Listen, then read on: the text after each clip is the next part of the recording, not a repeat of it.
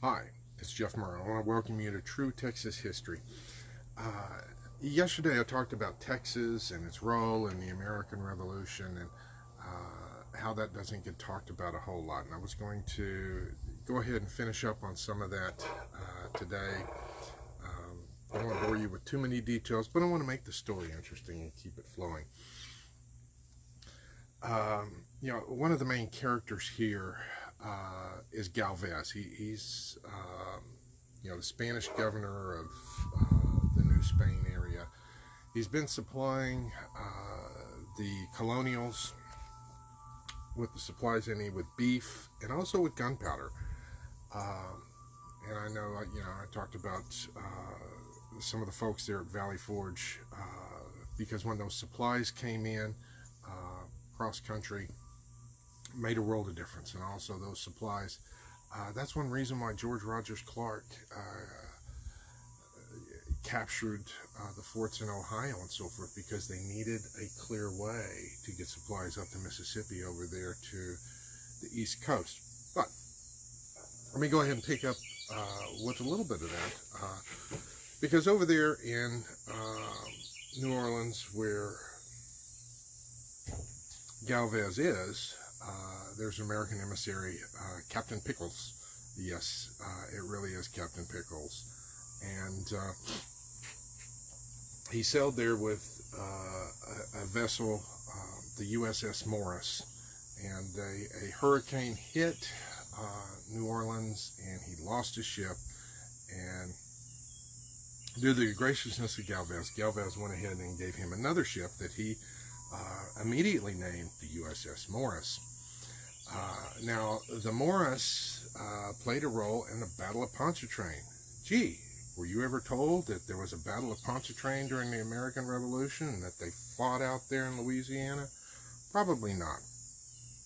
But anyways, in that battle, he captures the British vessel HMS West Florida. And Pickles is given command of that vessel, which he renamed the USS Galvez Town, in honor of his host, Bernardo Galvez. Now, William Pickles went ahead and eventually brought the ship up to Philadelphia, back up there in 1780. And to make a long story short, well, let me go ahead and give you some more details. Galvez continued his campaign, marching against the British facilities. Now, initially when he set out, he had 170 Spanish veterans, 330 recruits from Mexico, 60 militiamen, 20 carabiners, 80 free blacks, and 7 American volunteers. There in Louisiana, they picked up 600 men from German and Acadian background, along with 160 Indians. Who would have known? Those French Acadians and Germans played such an important role in the American Revolution, at least down there on the Gulf of Mexico.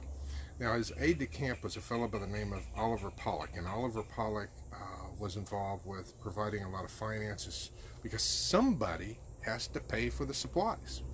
Now, if you go to New Orleans, there's a big, well, I think it's in Baton Rouge, big statue of Oliver Pollock. And he's a character you don't hear much about. I wish we did.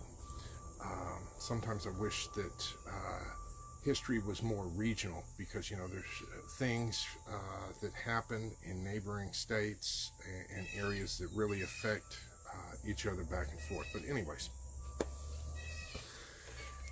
after the war was over with the Treaty of Paris, it was a big deal. America, all the colonies got their independence, and they were going about celebrating. And the 4th of July for 1785, after all the war was over, they had a parade. And guess who Washington had sitting next to him on his right? None other than Bernardo Galvez. Washington knew the importance of Galvez, even though you probably weren't taught it. Now, a couple of years later, Galvez died in Mexico City under mysterious circumstances. He had gained a lot of popularity, and some of the people wanted to elevate him to a higher leadership status and declare independence from Spain. He declined. Now, some people say he died of poison. There are some people that think it was suicide. Some say natural causes. I'm not sure. I don't have an opinion on how Galvez died, but I do have to admit that the poisoning story makes for a little more intrigue. Now, before you forget about Galvez and what happened, Galvez had built a palace there called Chapultepec, and yes, that is the same Chapultepec that during the Mexican-American War that American soldiers stormed and won the battle there. And that was nothing more than Bernardo Galvez's old home.